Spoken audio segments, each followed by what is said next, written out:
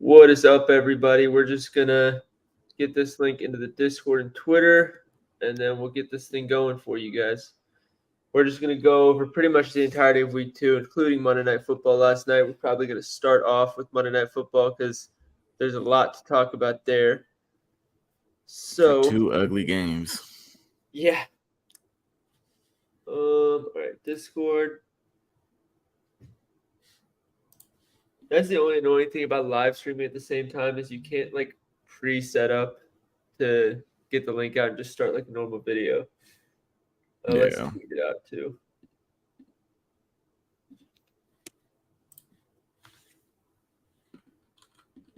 Oh, thank God I checked on that link again because it would have done the same thing.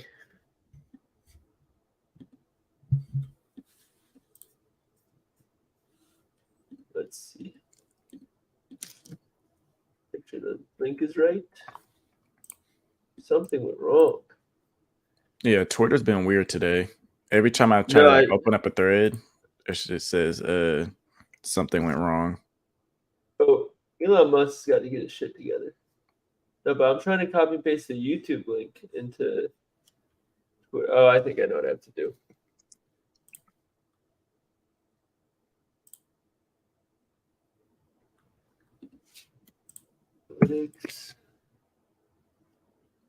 There's no way anybody's already in here, right? No, nobody's in here.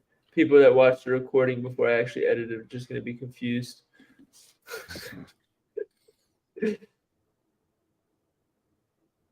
All right, here we go. Copy link address. Let's put it in here to make sure. Copy and paste it.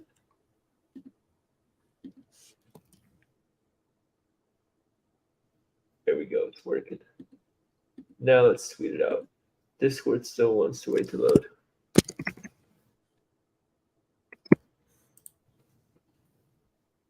Actually, I'll just leave it for Discord. That way I don't put this on Twitter twice. People can just watch the edited version once it's done. Yeah. I think baseball's not until later today, so that gives me time to actually edit it. All right, how about this? I'm going to text you the link and just post it from my phone since my computer's taking super long. Yeah, first games are at 12:40. For MLB? Yeah. Oh, shit. Then I definitely got to get this up after the video. Oh, wait. Never mind. I'm tripping. You got plenty of time. I was about to say, I could have sworn I checked earlier and it said 6:40. Yeah, it is.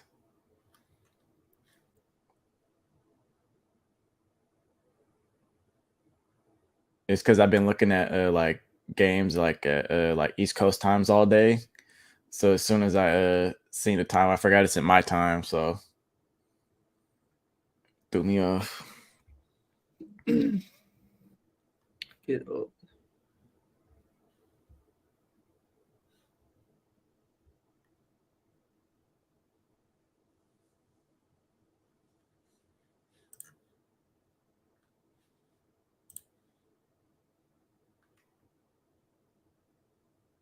All right.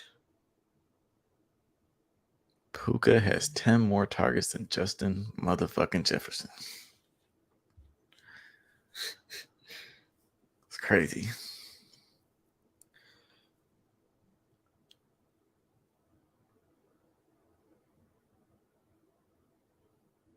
All right. That's sent in there. Let's get this thing going. So let me get rid of this. I can find my mouse. You want a funny stat? I'd love a funny stat. Air yard attempts, 20 plus yards from Mac Jones this year.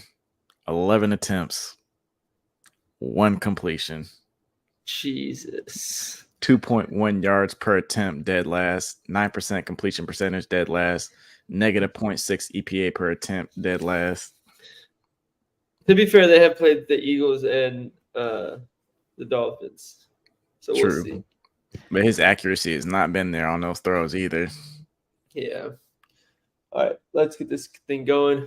What's up, everybody? Welcome to another new episode. Today we're going to be going over Week 2 and just review everything that happened, starting with Monday Night Football last night. I'm Dr. Profit.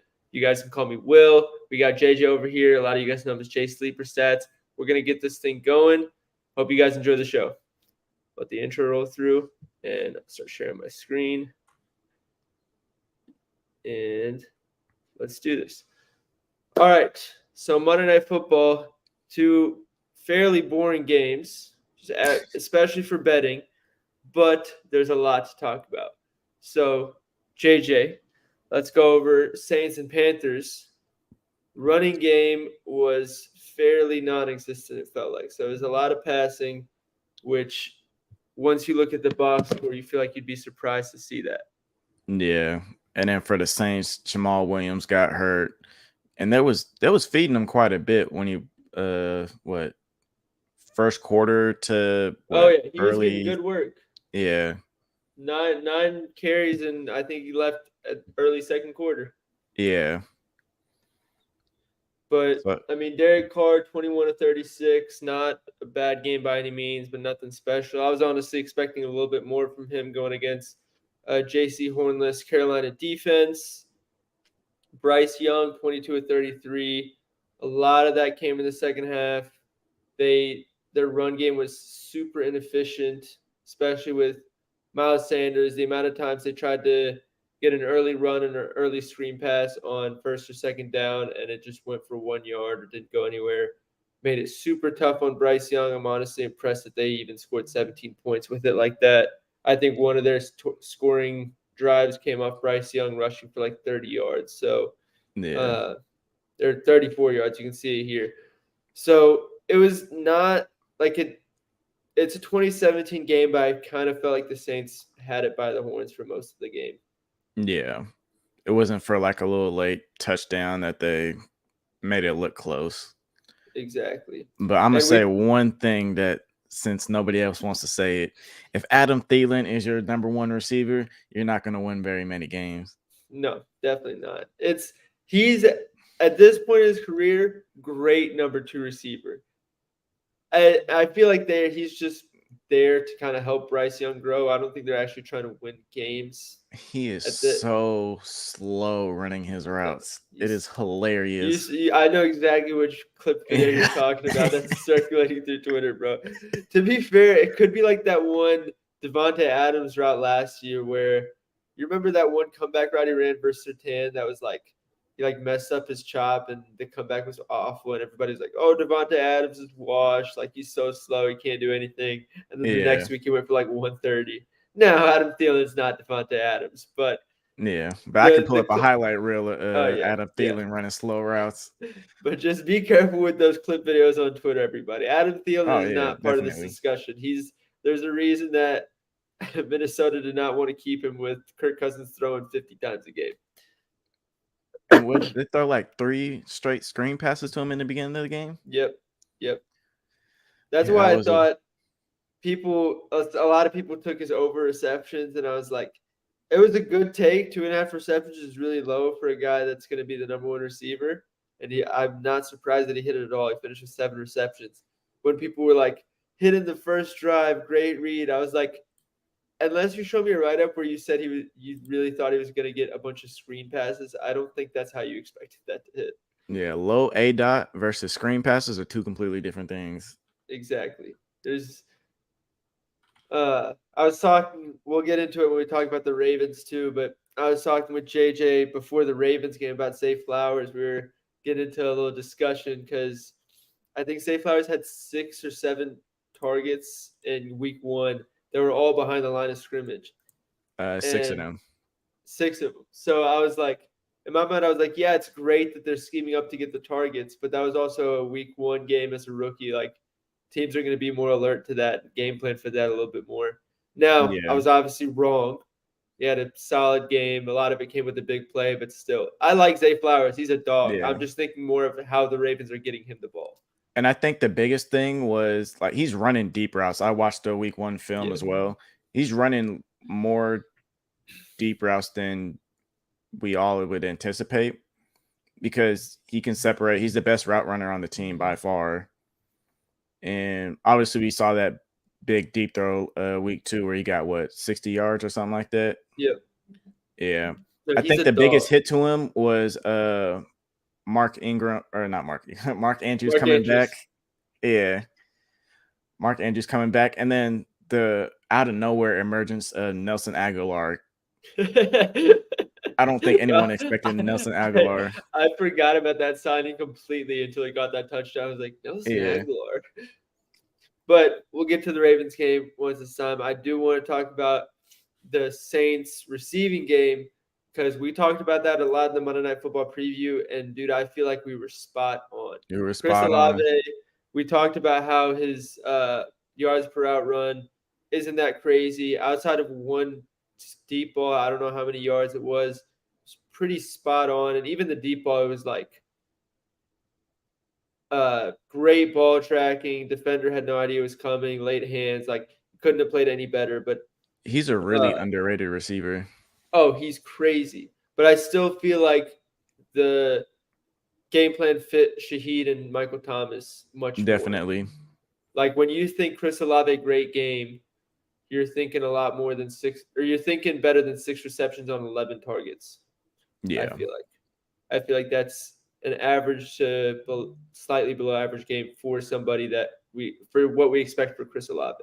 And the majority of those non-catch targets, those are a lot of deep shots. Yeah. But worth mentioning on the Carolina side for the sake of fantasy football, Thielen again, a lot of screen passes. I don't know, as Bryce Young gets more comfortable, I don't know how often they're going to keep throwing those. Chuba Hubbard got all the 2-minute and third down snaps. Miles Sanders will continue to get the work of the main rushing load, probably the red zone load, but any sort of pass catching, third down and distance snaps, it looks like it's going to be Chuba Hubbard. Hayden Hurst, again, as expected, involved. I didn't get to watch much of the game, but I can – did you watch the Hurst catches or no? Hayden Hurst was all late in the game.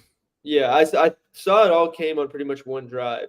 Yeah, so it was there. It was all in the fourth quarter when they were trying to come back. So was it play action or was it just in the midst of play? That part I don't remember. I was switching between both games. Regardless, Hayden Hurst, I think he's going to be somebody that Bryce Young continues to lean on. Like I said, I really felt like there was only 1 to 2 solid drives. I didn't watch the late one. I just saw all the rushing yards pile up when I was looking at the game log. And then that also seemed to be the drive that Hayden Hurst went off. So I expect Hayden Hurst to continue to play a role for him. DJ Chark, 1 reception early in the game. Miles Sanders, 3 receptions on 5 targets. That is really good work. The first one was an 18-yard target to start the game that they couldn't connect on. So it's really – I felt like Sanders got unlucky with a lot of his reps. I felt like he should have finished with a little bit more yards, but the linebackers are always for the Saints are usually pretty good against running backs and receiving. Exactly. I expected Carolina to win at the line a little bit more, but it looked like that didn't matter. Yeah. All right, let's go to the next game unless you have anything else you want to add. Nope, that's it for me. All right. So, a lot to talk about in this Browns-Steelers game. We're going to try and streamline it.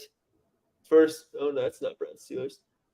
First things first, we wish well for Nick Chubb. That's the last thing any of us want to see. Definitely. That was terrible. It could not have happened to a better player. I mean that in terms of like nobody wants to see it happen to Nick Chubb. You could see as soon as it happened, everybody on Twitter was sharing stories basically just showing how great of a guy Nick Chubb is. I know his mom was at the game, so it was just devastating to watch. But all that goes without saying. Let's talk some football since that's what you guys are here for. Deshaun Watson, Texans are looking like they pulled off the trade of the decade because holy shit. Yeah. Pick 6 to start the game. I think he was the one that had the fumble that sealed the game, didn't he? Yeah.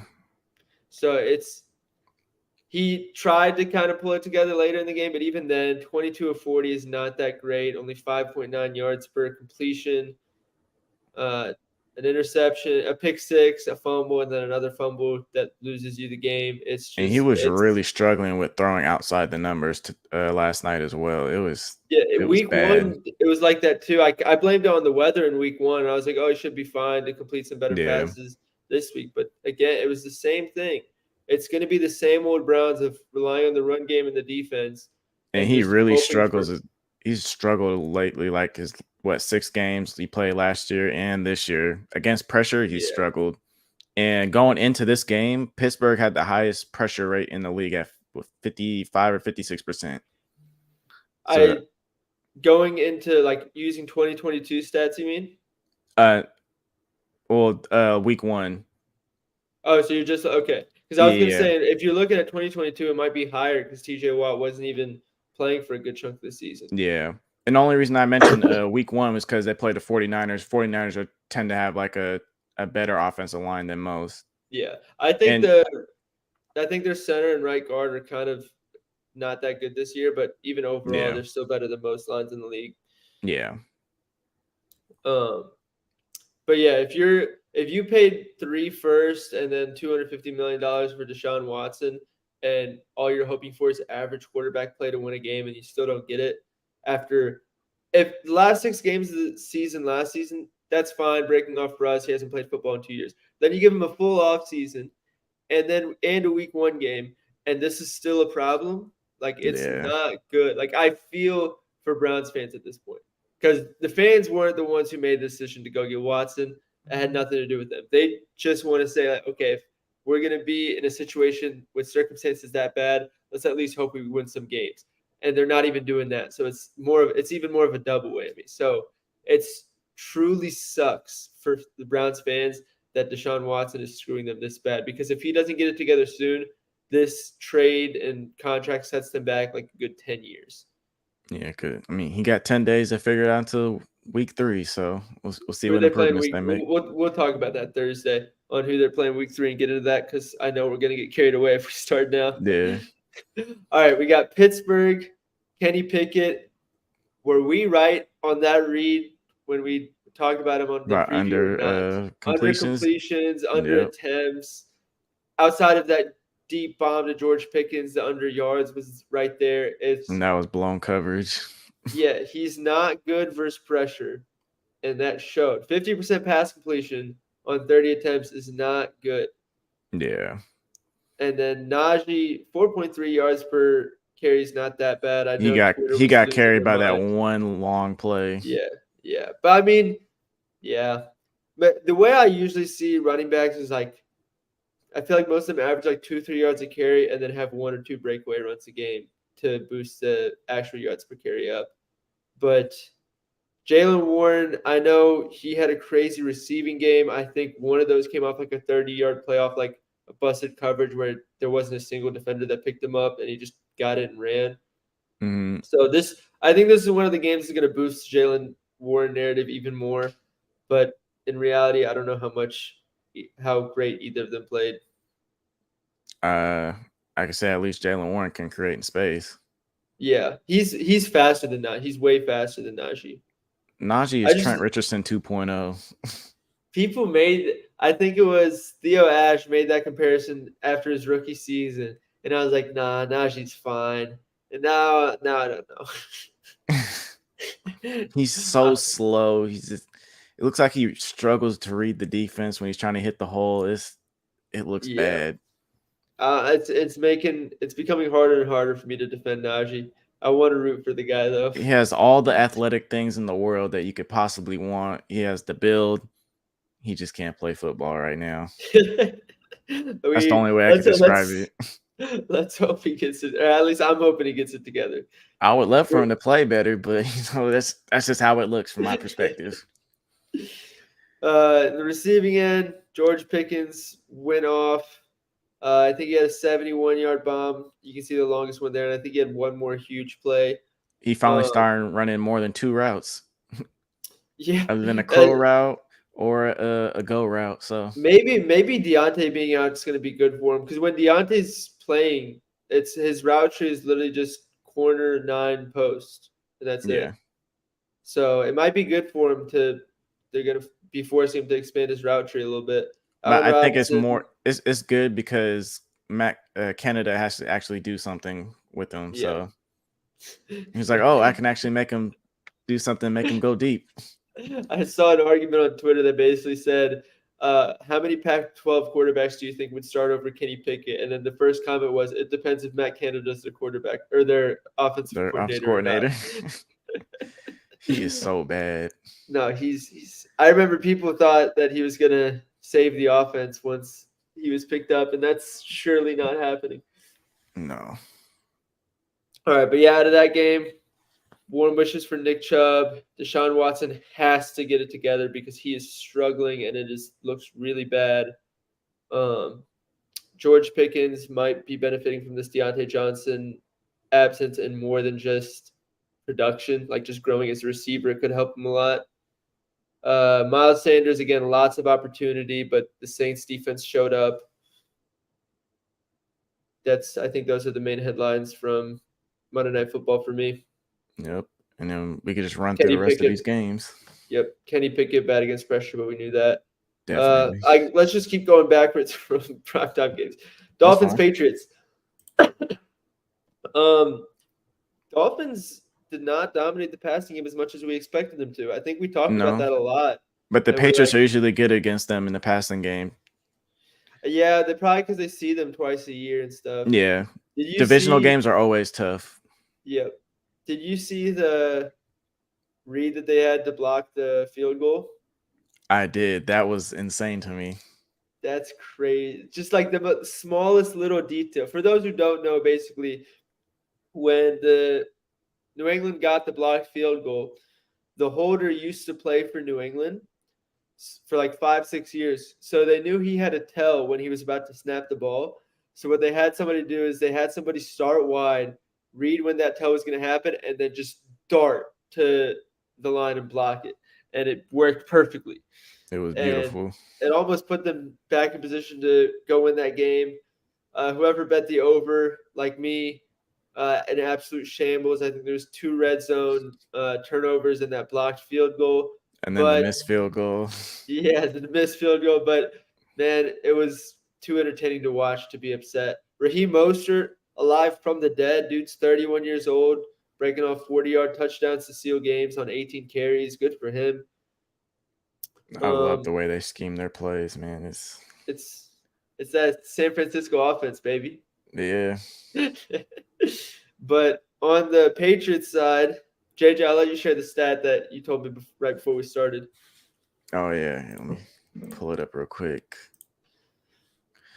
All right. Warren Sharp said every single 20-plus air yard attempt for Mac Jones this year, 11 attempts, 1 completion. Among qualifying QBs, 2.1 yards per attempt, dead last. 9% completion percentage, dead last. Negative 0.6 EPA per attempt, dead last. And if you watched week 2, his downfield throws were like very inaccurate. It makes sense. I mean, he's never been a deep ball thrower, but to not see any improvement going into what, year 3? It's year 3, right? Yeah. Yeah, that's very concerning to me. Because your offense is so one-dimensional in that aspect as far as the passing game. Not being able to throw at all 3 levels. It was nice to see Devontae Parker back, though. I feel like definitely I feel like now is finally the time when people are like, okay, he's not the 11th overall pick that he was drafted to be by the Dolphins. But at the same time, like, he's still reliable hands for quarterbacks to throw to.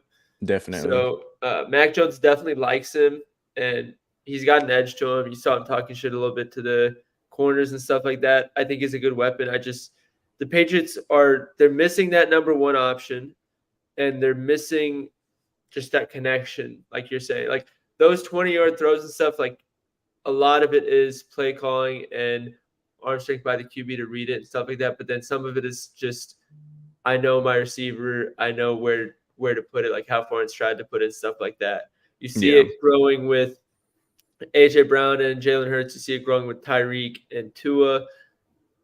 they need that in New England. So hopefully they get that together.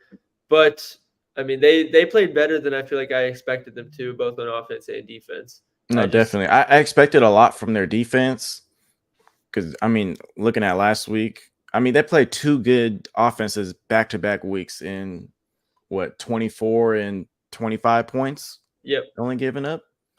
that's That's solid. fantastic in my book. Bro, could you imagine if that offensive line could have gotten that first down, the offensive lineman Oh, that would have at been the end? insane. He was Dude, so I close. I I knew he wasn't at the first down, but in my mind, I was like, you have to give it to him. Just for the sake of Yeah. everybody watching, you cannot call that. It made it so much worse that they initially called it a first down and then called it back. So I was like, it's close enough. Just give it to him. Let us all Yeah. enjoy it. But they didn't want to let us have fun. Oh, that was All great. right. Commanders Broncos. What a finish. We got a little Yeah. tip drill Hail Mary to finish the game. Broncos are down by 8. Now they're down by 2. And then they failed the 2-point conversion in the most Russell Wilson fashion style loss I think I'll ever see in my Yeah. I just life. Russell Marvin Wilson, Mims. his stats got carried by Marvin Mims. Yep. Marvin Mims ran 5 routes, 2 receptions, 113 yards, and a touchdown. Which is wild because I think he probably should be the wide receiver 3 on that offense. He should. Maybe even 2, bro. Sutton is I was not gonna doing it. say He's not doing it. Like I remember Matt Harmon talking before the season. He was like, it's not likely, but there's a real path for Mims to become the number 1 wide receiver on this offense. Yeah. And I was like, I liked him in college. Sutton's He's not such a doing great it. deep threat. And I mean, as we've seen last week. Oh yeah, dude. I want the Sean Payton, Russell Wilson experience to work out, but it's dude, you should not be giving up 35 points to the Sam Howell-led Commanders. What was the stat line in that game? Let's check it out for Sam Howell. 227 of 39, 299 yards, 2 touchdowns, 0 interceptions. How is that only a oh, never mind. I was looking at the wrong stat. Yeah, he played a solid game. Brian Robinson, 4.8 yards per carry. Curtis Samuel, gadget play. Terry McLaurin, solid game. I feel like that can't happen if you're the Broncos. They can't. And Russell has to play better, in my opinion, too. Yeah, his QBR on there showed up nice and shiny, but as JJ said, it was definitely It's hidden behind all the film. So yeah. Jets Cowboys. I feel like that game went exactly as expected. Sauce locked up his end, but the rest of the secondary couldn't. CD went for 11 receptions at 143 yards. Mike McCarthy, for once in his life, did something super smart and kept CD away from Sauce Gardner since he doesn't follow receivers. yeah. And I was talking about that. We're talking about his receptions. Tony Pollard, bro, usage is through the roof. I think I saw a tweet that said he's on pace for 425 touches on the season, which would definitely be RB1 overall. But bro, 25 carries, 72 yards. Tony Pollard of all people, are you serious? Nobody expected that. Nope. Everybody was expecting about 15 to 20 carries. 20's pushing it, but we all know he's going to get reception, so he'll get 20 plus touches a game regardless. Yeah, 100%. You should expect like 17 carries through 2 to 3 receptions a game. That should be the expectation. So as long as his lines are opening up at 90 to 95 rushing receiving yards, I'm taking that every game, just with the volume and his normal efficiency. This was not his normal efficiency, and he still soared. The Cowboys, they don't do many deep shots. I feel like it's very much just get the first down and we'll move on to the next set of downs. So they just run so many plays. Like to have 38 pass attempts and 44 rushing attempts against what's supposed to be a good Jets defense, even if their offense isn't doing many plays themselves, it's like that's impressive. Yeah. Because even against a bad team, you can have 6-play drives and give it back to them. And then have them waste 3-4 minutes before you get the ball back. I don't know. Garrett Wilson, 68-yard touchdown. Didn't do much Almost else. connected on another one, but he looked at the hit at the end of the game and it turned into an interception. That's what's playing in the corner right here. That's what I seen. Yeah, because I But really yeah, think he could have caught that if he like focused on it. probably he'll learn. Yeah, I think we're all well aware at this point. I don't think this game showed us anything that Zach Wilson is just not the answer. We and the were all entire offense optimistically, looking at him as in shambles. yeah, we were all optimistically like, oh, maybe Aaron Rodgers helped him a little bit in the offseason. But and again, this is the Dallas defense. This is arguably going to be one of the It's best top three yeah. defense at minimum in the NFL. So They get the maybe he comes Patriots out. next week. It's gonna be another tough matchup, but we'll see what he do. Yeah, this is year 4 for Zach, right? I think so. Year 3. Year He was in the 3. same year as Trevor. Oh yeah. So yeah, that you kind of want a little bit better by year 3.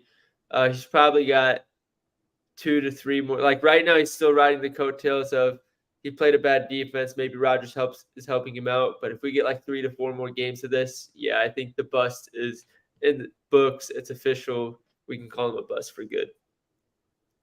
But we'll see. What else we got? Let me go back. See what game is next. Giants Cardinals. New York Giants, we got to get our shit together, man. We cannot be going down when they start the game 17-0 down, 20-0. We got to be better, man. I don't care if you came back and won this game. They need to play more like the second half. Honestly, I think the Cardinals did this 2 weeks in a row, by the way, taking an early lead and then shitting the bed. Yeah. That might. I wonder if they do that on purpose. That's exactly what I was about to say, dude. This is the race for Caleb Williams. They're like, Josh Dobbs, you're playing great, but no, we can't have this. You're not going to be our quarterback next year. Got to throw this game. He'll be starting somewhere else next year though, if he keeps playing like this. You better hope so. He's earning it. Yeah. James Conner, 23 carries, 106 yards. That's the one thing about that we can be sure with Arizona is James Conner is gonna get a heavy workload. So for those betting on player props and playing fantasy football, that's something to make note of because since he's on the Cardinals, it's not going to be highlighted too much. Saquon injured. It looks like he's going to be out a few weeks. I don't think the severity of the injury was as bad as we initially thought, which is good, but still sucks that he's injured. Maybe he'll sit out a couple extra games for that contract. Dude, that was my first thought was like when we thought it was something bad, I was like, man, it sucks he didn't hold out. Like I want him to get paid. If as much as I know that running backs are expendable and the contracts don't matter, for guys like Saquon and Chubb and Christian McCaffrey, like you guys go get your bag, hold out. Eckler, yeah, exactly. Daniel Jones is not going to be the one to carry the Giants to the promised land if Saquon's not helping him out. Darren Waller woke up from the dead in the second half, 0 receptions in the first half, and then boom, 76 yards second half. That's going to be something. We need to get him the ball. Exactly. I think that's going to be the biggest key with Daniel Jones' success this season. Obviously, Slayton, Hyatt, Hodgins, they're all going to get some work here and there. Paris Campbell. But I think Darren Waller is wide receiver 1 for the team. Exactly. If Daniel Jones isn't relying on him every drive, then it's going to be hard for them to string plays together, I think. Yeah. And I think that showed up considering the fact that they went down 20-0. And then once Darren Waller finally got involved in a game that he was supposed to have a big game, by the way, that's when they started mounting that comeback. Yeah. 49ers, Rams, Puka Nacua and Tutu Atwell. Oh, my God. Oh, even Kyron Williams with 10 targets. Kyron Williams had 10 targets? Yes. Oh, my God. It's 55 attempts for Stafford. He had 100 scrimmage yards against the 49ers defense. Is insane to me. Kyron Williams. We said on Friday, I think is when we recorded the video, maybe Saturday, we said, don't take the 49ers to cover the spread, but they're going to win. And what do you know? The spread was -7.5. Yep, called it. Deebo Samuel was eating just as we expected. I think he had, 63 plus 38, JJ, 91 yards. No, I was at 101 yards. Yeah. Yeah, 101 yards of total offense. It's a great game for Debo. And he almost Penny had like Hever, a 50-yard catch too. yeah, But dropped that one Purdy, too. yep. So any cover 3 defense, just go ahead and take Debo without thinking twice. Brock Purdy loves him. He especially loves him for zone. Brandon Ayuk got knocked up early, but he sat out the first drive and came back. And he should have Nothing. had a 100-yard game as well, but he got overthrown. I think twice. So yeah, that 49ers offense still firing on all cylinders. The only thing that can possibly hold them back is Brock Purdy's arm, but we knew that going into the season. Well, they got the rule Rams. changed so they can have extra quarterbacks. So I don't want to hear no excuses about that. Exactly. And then Rams are going to be relying on Stafford's arm pretty much all season. We know it. People This are high team, on Kyren that Rams Williams. team could be so much better if they had a decent defense and actually like switch up their coverages. Oh yeah, I mean it's the Super Bowl, that Super Bowl run hangover. It's eventually all those trades and those contracts is going to come back It and was bite always them. going to catch up. Yeah, they don't really have a choice. It's not even like, oh, bad management. They need to surround it with more talent. It's just like, all right, like you kind of have Because to. McVay's never had to build a team from the ground up. Exactly, bro. Once they were supposed to have a losing season, he was like, I'm contemplating retiring, and it's like, is he Yeah. like 40 years old? Yeah. It's like, bro, you're fine. Like, coach, like 3 more years to probably be back in the Super Bowl. You'll Unless be he has okay. no confidence in actually building the team, but Puka Nacua, 20 targets, absolutely nuts.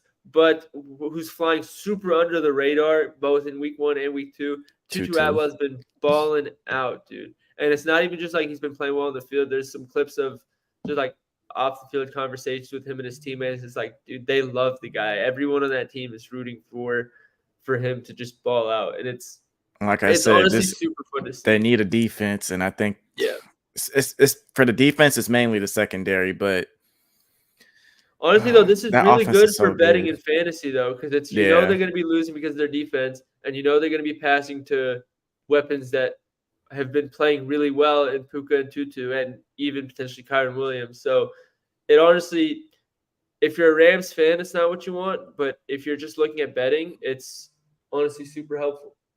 Yeah. All right, next game. Where are we at? Colts and Texans. Zach Moss, 98% of snaps.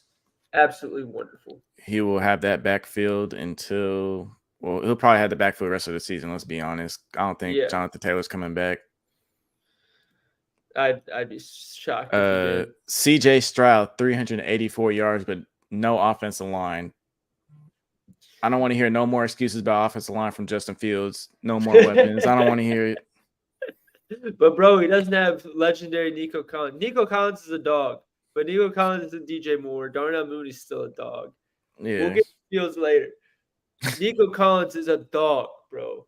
I should have been way louder about him in the offseason, dude. He is a dog. But not even just him. Robert Woods, 74 yards. Tank Dell, 72 yards. The offense is eating. The running game is so inefficient. So 2 yards per carry across the entire rushing offense. That's horrible. I'll be the first to admit I was low on Stroud coming in. He's had a great first 2 weeks. And even though he had 47 attempts, he's still averaging 8.22 yards. So it's like it's not like he's not like just checking it down. Like 384 divided by 47. That's still 8.2 yards per attempt. That's actually really, really solid, especially against first the Ray. I don't remember how many yards he had week 1, but that Ravens defense is solid. Yeah, Colts defense isn't like a complete joke. They're not great, but they're not a complete joke.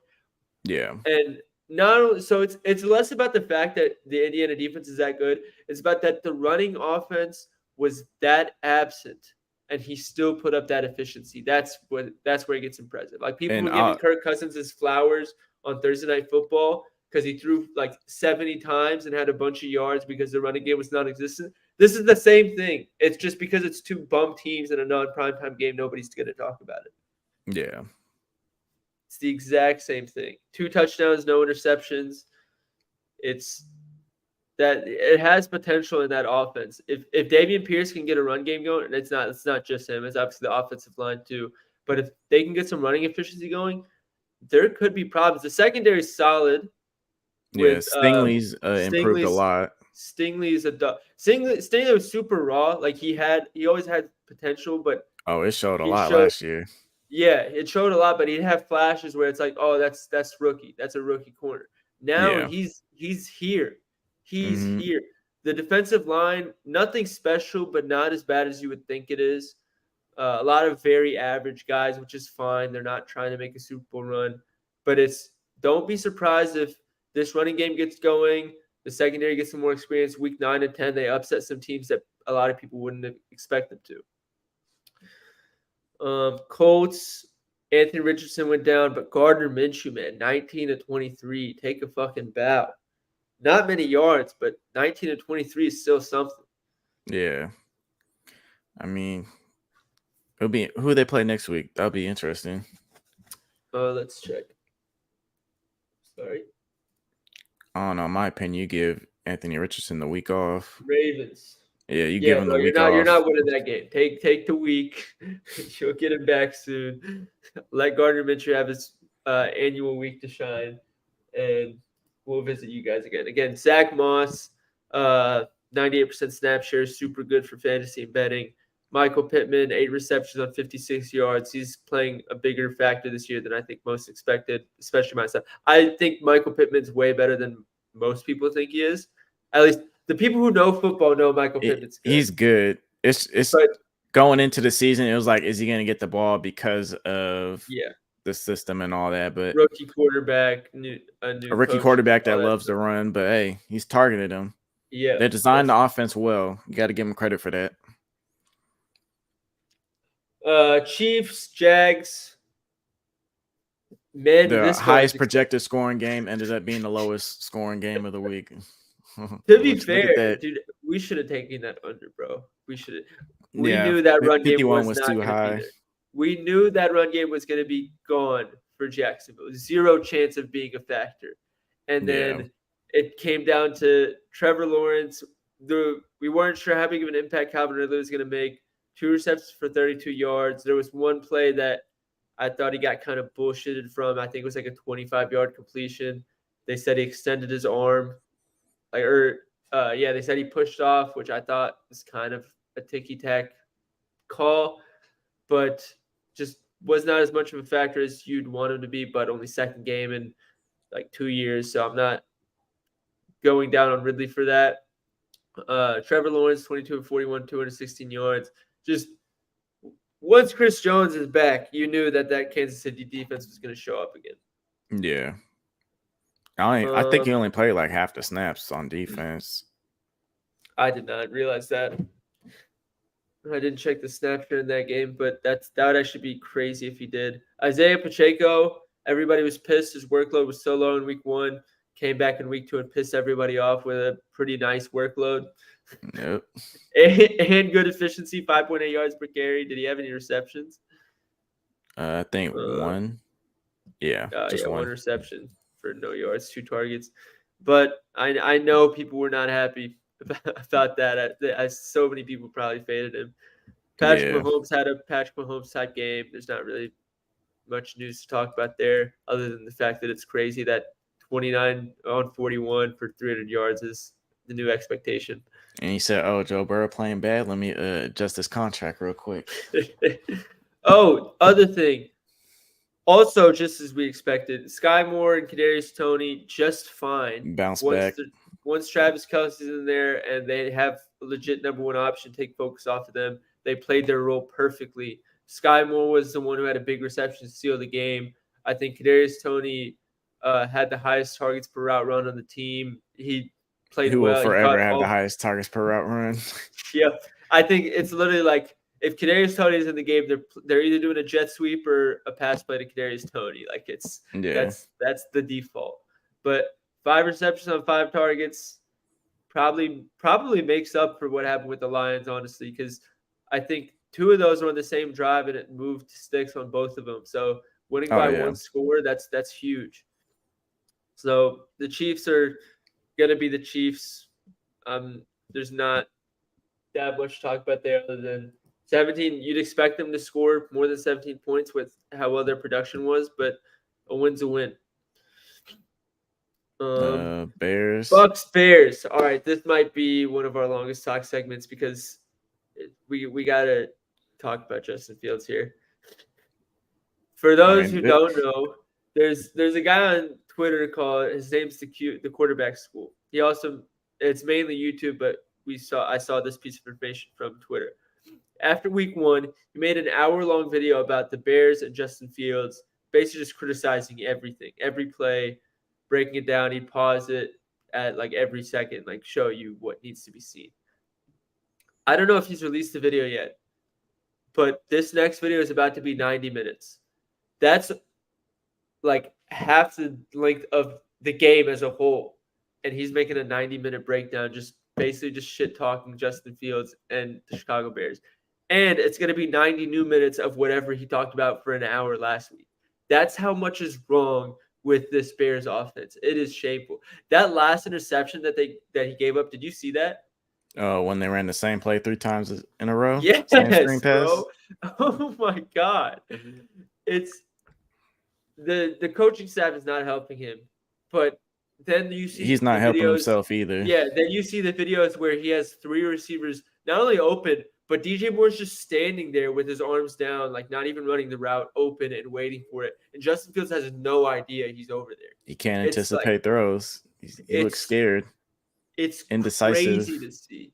Like you see busts and bad quarterbacks, and then you watch stuff like this and you're like, I don't even know what to say anymore. Like, you don't even know if, like, I want to say, oh, he's a bust, but I don't know if it's too soon. And also, like, I don't know how much of this is him and how much of this isn't. Like, I honestly can't tell at this point. But it's just, it looks bad on so many levels for him, for the coaching staff, for the whole team. Definitely. DJ Moore bounced back, though. I think we expected that. We said in the first game he was being covered by Jair Alexander. That's not going to happen this game, so he should bounce back. But I think,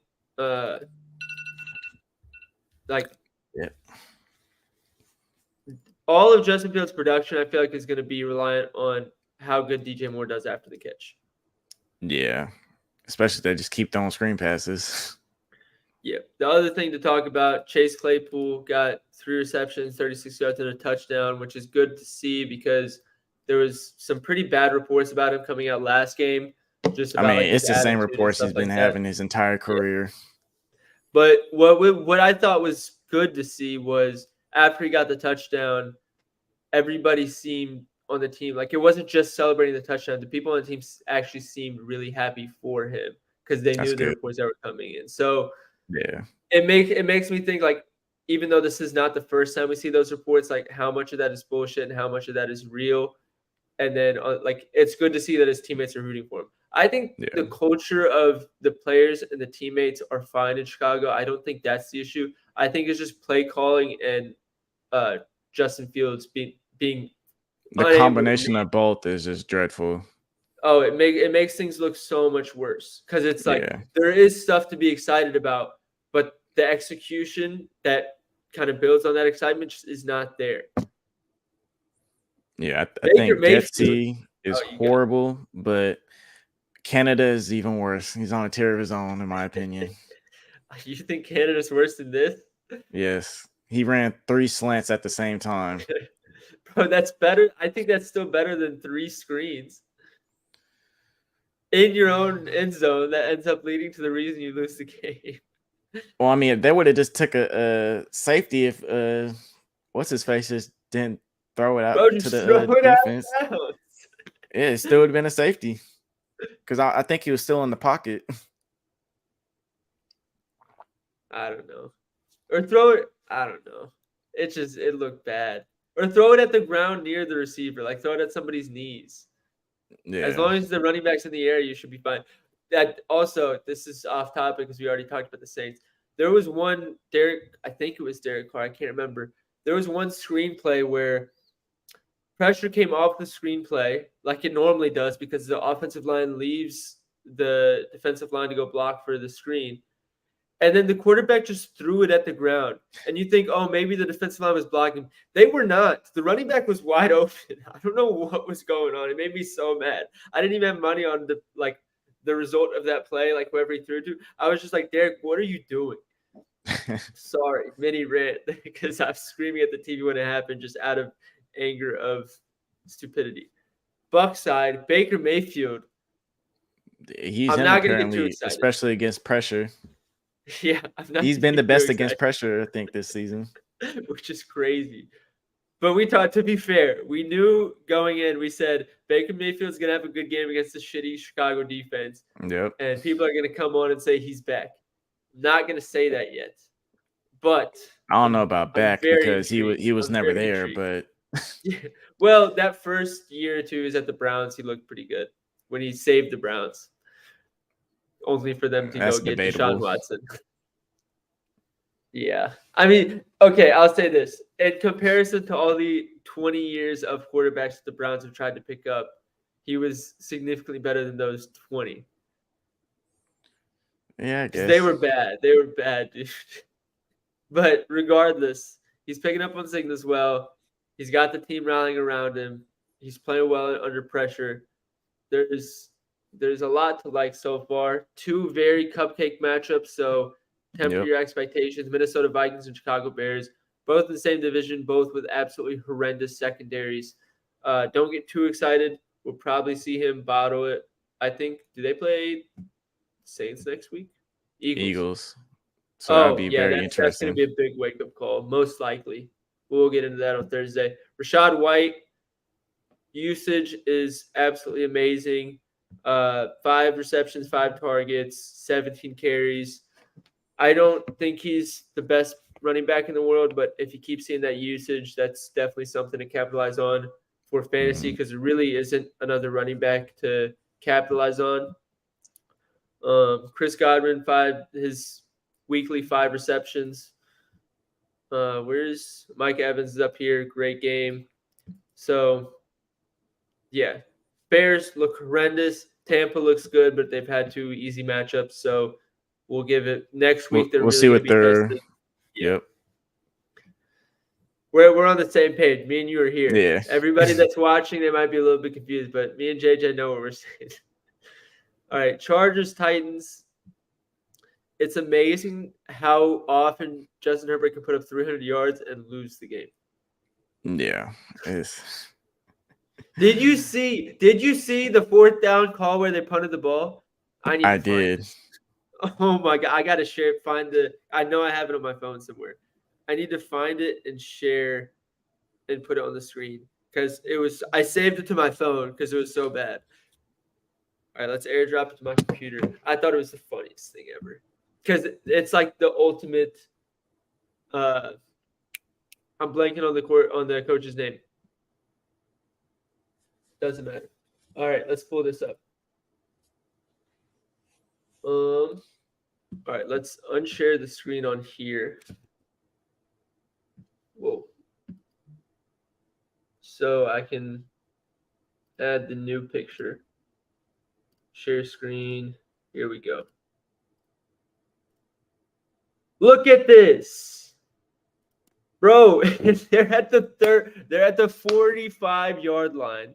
It is 4th and 2. My dog could tell you to go for that. Yeah. In the second quarter, too, it's not even like they're holding a 3-point lead with 2 minutes left and they just want to pin him back. No. Isn't Staley supposed to be Mr. Analytical? Exactly. I fully believe that the 31 other coaches, no matter how incompetent they are, would have all gone for this. Staley is the only person I think would punt it in this situation. Yeah. And then somebody commented another great example. Last year versus the Chiefs, 4th and inches, 35-yard line, and they punted up by 4 in the 3rd quarter. 4th and inches, bro. We've seen that how much of a cheat code that QB sneak is for the 4th and inches. And for here, you have Justin Herbert, who's let's pull up what his stats were in the game. Hold on 1 second. So I'll go back to sharing that other screen. We'll pull up what his stats are in the game to see, because he wasn't playing bad. I can tell you that much. Yeah. It's embarrassing, man. Here we go. So Justin Herbert, 27 to 41. He was playing fine. No interceptions. Joshua Kelly, nice 3 yards per carry. You're not going to hand the ball off to him. But, I mean, who else do you want in that situation other than Justin Herbert? It's baffling how Staley constantly seems to make the wrong choice. For what it's worth, though, since the Chiefs are 1-1, I'd go ahead and lay a tenth of a unit on Chargers to win the division. If they beat the Chiefs once and go on a little run, who knows? Because they should not be 0-2 right now. Let's be completely honest. Yeah. That Miami game was candidate for game of the season. Sometimes you lose games that are just that close. Titans game, they had no business losing this game. I think you play this game 10 more times, they're winning all 10 of those times. Tannehill is not throwing 20 for 24 again. I don't care how good or bad your secondary is. Where's my mouse? Here we are. DeAndre Hopkins, 4 receptions, 40 yards.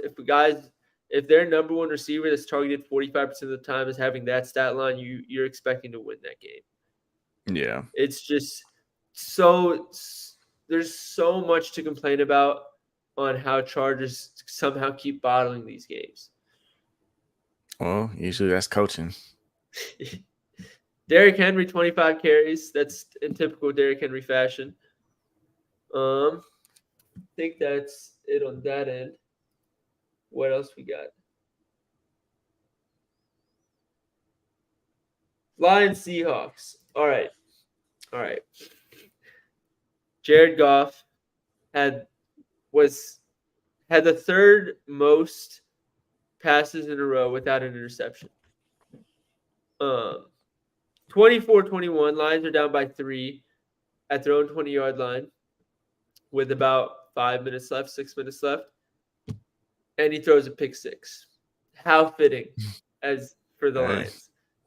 David Montgomery gets hurt. Jahmyr Gibbs' usage was super nice. It looks like Jahmyr Gibbs, now that David Montgomery's hurt, is going to get a much higher workload going forward. Monroe St. Brown, great game. Nobody's surprised. Josh Reynolds showed up big time. First half was great. Sorry, my girlfriend's going to be coming in a second. I'll edit that out once she does. Josh Reynolds stepped up big time. Sam Laporta, 5 receptions on 6 targets for rookie tight end. That's really good stuff. Jahmyr Gibbs, 9 targets, man. That's fantastic. Seahawks, on the other hand, like you're looking at the stat line and you're like, how did everybody they put up got the ball? Points? Yeah. You're saying it's just the answer is no pressure on the quarterback. Geno thrives when he doesn't have any pressure on him. I think the Lions are missing some of their interior linemen. So it's really just Hutchinson, and I think James Houston got hurt on the edge too. So it's just Hutchinson. Yeah. And so, and even when he pulls a double spin move and beats his guy, doesn't matter because by the time he pulls off that second move, Geno Smith is out of the pocket because somebody else already screwed up in breaking down the pocket. So yeah, it's a super entertaining game to watch if you're not a fan. Good for everybody's bets except JJ's under Geno Smith passing yards. Yeah, that defensive line didn't hold up for me. But if you're a Lions, other huge piece of news for the Lions. CJ Gardner-Johnson, torn pec, likely out for the season. That's a big loss for that defense. I'm not nearly as confident in the Lions being a contending team anymore, or a dark horse contending team, I guess. We'll see how they adjust, but that one hurts a lot. It's going to be interesting to see how both teams go going forward because even with that win, Seahawks are still underperforming, and the Lions just lost some key pieces and lost the game that I think they should have won. So we'll see what happens going forward. Ravens, Bengals, Joe Burrow still breaking off the rust. Played okay. Yeah, there's not much to say that we haven't already said last week with the Bengals. Exactly. It's the same stuff. Joe Mixon still getting nice work, but ultimately the efficiency isn't anything special. T. Higgins showed up this week after it wasn't his fault, but 8 targets, 0 receptions the week before. Jamar Chase is going to wake up eventually when Joe Burrow isn't playing like Joe Burrow. It's not a surprise that Jamar Chase hasn't had a big game yet. He will, though. Just got to wait on it. We talked about Zay Flowers. Great route runner. Is probably going to be leading that wide receiver group in targets. Mark Andrews came back and did his Mark Andrews thing. Odell Beckham hurt. That's going to be – I thought he started the game off well, so it sucked to see him hurt. We'll see how – I didn't see what the official injury report was, so we'll see how long he's out. Lamar ultimately played a solid game. What was I going to say? Gus Edwards, I don't think he's involved in the – yeah, he's never involved in the passing game, so no, it's usually going to be Justice Hill. Yeah, Justice Hill, I think, got 57% of snaps. He's going to get all the receiving work. Expect Gus Edwards to be neck and neck, maybe slightly more in the rushing game. Yeah. But that's pretty much it there. And Lamar's, I think he's going to play better and better as the season goes along. Once he gets a better rapport with Zay Flowers, the offensive coordinator, gets a little more creative once he gets the hang of the offense a little bit more. Yeah. This was a really good win for the Ravens, I think. Now they start the season 2-0. This is exactly what they needed. And that was very encouraging for Lamar for his stat line, especially because he typically struggles against the blitz throughout his career. So that was good. Exactly. Zay Flowers is going to help him a lot. Yeah. Because it was in the past, it was all right. You have Mark Andrews, you blitz him, you sit on Mark Andrews underneath, and Lamar has nowhere to go. But now that he has Zay Flowers, you can't really do that. And if he's able to break away from the pressure, then you can't be sitting underneath Mark Andrews because he can just toss it over. Bills Raiders also went pretty much exactly as expected. Raiders came out the gates firing. Jimmy G and Devontae Adams were linking up well. I think that was expected. All right, my girl's gonna be walking in a second, so I'll edit that out. We'll chill for a second until she comes in, because I don't want to be mid conversation and then have to chop it up.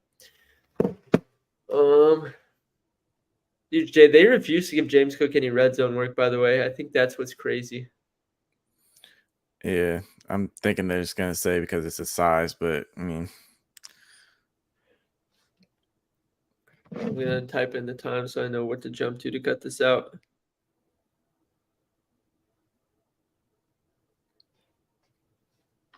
Bro, Josh Allen 31 or 37. God damn. When did Devontae Adams get his concussion? I think it was concussion, wasn't it? Or am I thinking of somebody else? Well, you said Devontae Adams? It might have been concussion. He did take a big hit. So yeah, it's probably concussion then. Samir White with 4 carries. What the hell? Something happened to Josh Jacobs? He was trash. It's just bad game. 9 carries. Look at the stat line. Yeah. I know though. That's why I'm wondering. I don't think he played at all in the fourth quarter. Jeez. Well, good for Zamir White. And this was supposed to be a fantastic matchup for him too.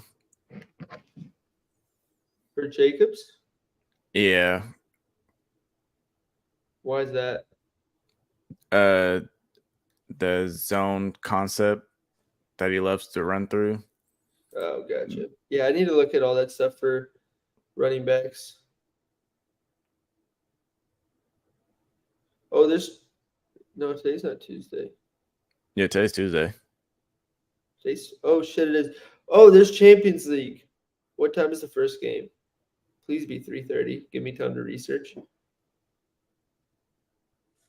Why did I think it was Monday? Who we got? Dortmund PSG at 3 o'clock. Milan Newcastle 12:45. We got to wrap this up. Hello. Hi. I'll edit this out, so don't worry. What? I'll edit this out, so don't worry. Take your Okay, time. there's one more back. Okay. No, you're good. You okay? What? You okay? Yeah, I just don't know how to watch it anymore. Hold on, let me mute myself. Sorry. No, you're okay.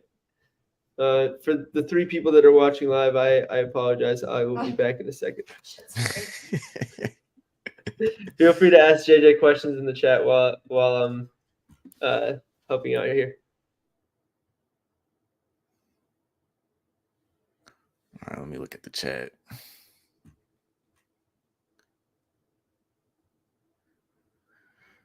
Appreciate it, Ron. Yeah, I'm glad football's back. I'm back. I'm ready to go, man.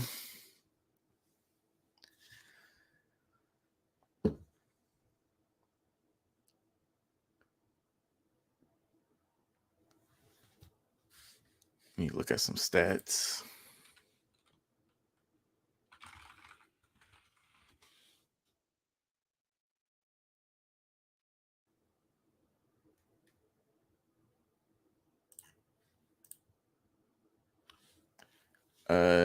Giants versus 49ers. Let me look at everything real quick.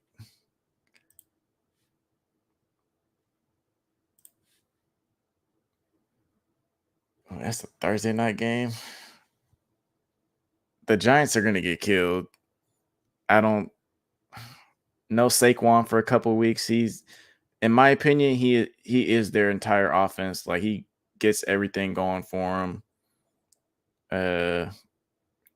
49ers are typically good against tight ends, but I don't know. Outside of Darren Waller, like, what else are they going to do with their offense? I just don't see that game being close. Maybe it'll be a little bit closer just because it's a Thursday night game, short time to prep. But this is definitely going to be a Brandon Ayuk game with man coverage. I'll tell you that much. 49ers look pretty good as a prop with no Saquon. Yeah, I think it would look good. I think they'll get some sacks. I mean, how many sacks did Arizona get last week? Let me see.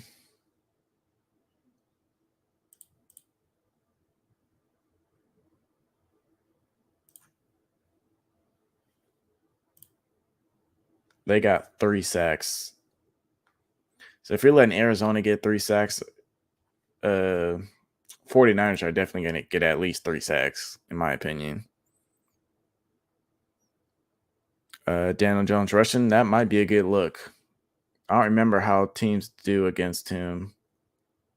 I don't know how the 49ers do it containing rushing running backs. I have to look into that. But I feel like they're going to have a spy on him for sure. Especially because they don't have to worry about an actual running back. Let's see. Probably have to look at last season.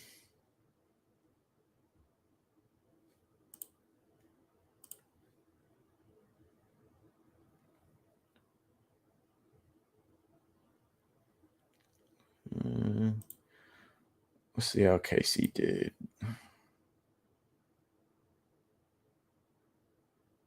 Patrick Mahomes did not have a rushing attempt in that game.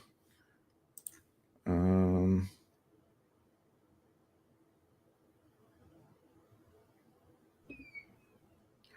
right, I'm back. We got one more game to knock out. Let's do it. Yep. All right, Packers, Falcons. Great comeback by the Falcons. Bijan looked like Bijan. So that was really nice to see. They said it was going to be 50-50 split between Bijan and Algier, which didn't happen. So everybody's happy about that. Yeah. Ritter put together a pretty impressive game, I thought. I mean, a lot of it did go to It Bijan. surprised a lot of people. Drake London doing what he did with Jair Alexander in the game. Super encouraging after his 0-catch, 0-target game. Packers side, you got to win that one. Early lead. You get Luke Musgrave involved early. He looks really good, and then you don't get him the ball the rest of the game. Yeah. Jayden Reed when he was on the field, did great. He has to be on the field more, especially if he's having a game like that. There's no reason to limit his snap count just because he's a rookie if he's playing like that. A.J. Dillon, bulldozer, kind of inefficient, but I think the Falcons knew that they were going to be leaning on that run game. So I'm not as surprised. In the end, dude, the Packers I feel like they just didn't run enough plays. What was the time of possession comparison? I know Atlanta had to have way more, right? Oh, yeah. 36 minutes versus 23. That's when you're controlling the run game as well as Atlanta is, and you're not taking deep shots down the field it's not really a surprise that they're controlling the time of possession. And yeah. And as the offense for the other team, it really throws off your tempo, your rhythm. Exactly. And I mean, you kind of like I was saying, you saw that Packers had some early success, but then once Atlanta got comfortable, even while they were behind, there was nothing really that Green Bay could do to get going other than run jet sweeps and easy passes to Jaden Reed, which they only did he had 8 targets, but it only worked 4 times. So yeah, it's tough to see for the Packers, but as a Lions fan, I was very happy to see it. So I just realized that not a single team in the NFC North had a win this week. So that's awesome. But that we've gone over every game. We already went over the Thursday Night Football game in a previous video, so you guys can go check that out. But other than that, to the 3 people who watched live, thank you. To the people who are tuning in to watch the edited video later, thank you as well. Hope you guys enjoyed it. Make sure you like and subscribe. Follow us on Twitter. Just look up Dr. Profit and Jay Sleeper Stats. You should find the pages really easily. And we'll be making another video on Thursday to preview Thursday Night Football. And then on Friday, we'll look ahead to the Week 3 games. I'm going to be streaming later today and tomorrow. I'm probably going to look at some early prop value before Week 3. I'll post my official list on Friday, but I'm going to look in to see if we can lock in some early value during the stream. So make sure you tune in there. And good luck with your midweek bets for your other sports.